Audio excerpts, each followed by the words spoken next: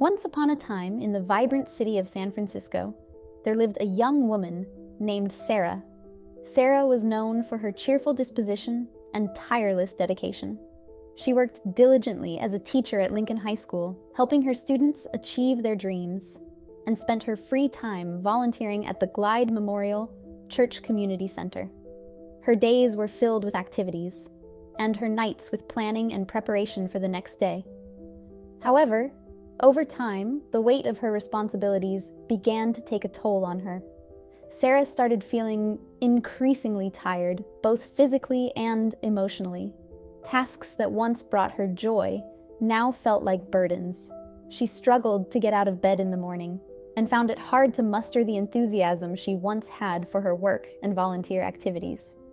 Her colleagues noticed the change. They whispered among themselves, wondering why Sarah had become so lazy. "She's not the same," they said. "She must be losing interest in her work. Maybe she's just become lazy." These words hurt Sarah deeply. She knew she wasn't lazy, but she didn't have the energy to explain what she was going through. She felt isolated and misunderstood, which only added to her emotional exhaustion. One day, as Sarah sat in a park, feeling lost and drained, an elderly woman named Clara, who often observed Sarah's tireless efforts, approached her. Clara had noticed the change in Sarah and decided to talk to her. "Sarah, my dear," she said gently, "I see a heavy burden in your eyes. You were once a vibrant soul, always full of energy. What has happened?" Sarah sighed and shared her feelings of exhaustion and the pain of being misunderstood. Clara listened patiently, nodding in understanding. "My dear, you are not lazy," Clara said softly. "You are emotionally drained. Sometimes, when we give so much of ourselves to others, we forget to take care of our own needs. It's like a well that has run dry. You need to replenish your emotional reserves." Sarah looked at her with a mix of relief and curiosity. "But how can I do that?" Clara smiled.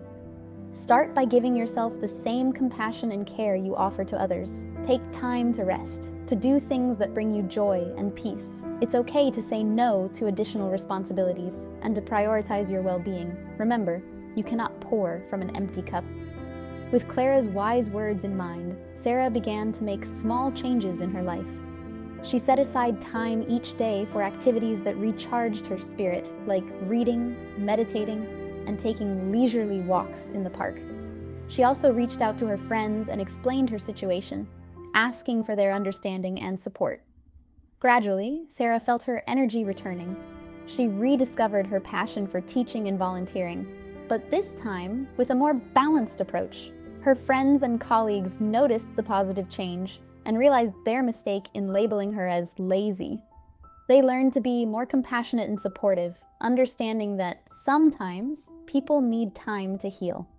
So, dear listeners, it's easy to misjudge someone as lazy when they are struggling with emotional exhaustion. Before we jump to conclusions, let's take a moment to understand and support one another. If you ever find yourself feeling drained, remember that it's okay to take a step back and care for yourself. Self-care is not a sign of weakness. It's a necessary part of maintaining your strength and well-being. As noted in the book, The Body Keeps the Score by Dr. Bessel Kolk, taking care of our emotional health is crucial for our overall well-being. By being kind to ourselves and others, we can create a more compassionate and understanding world.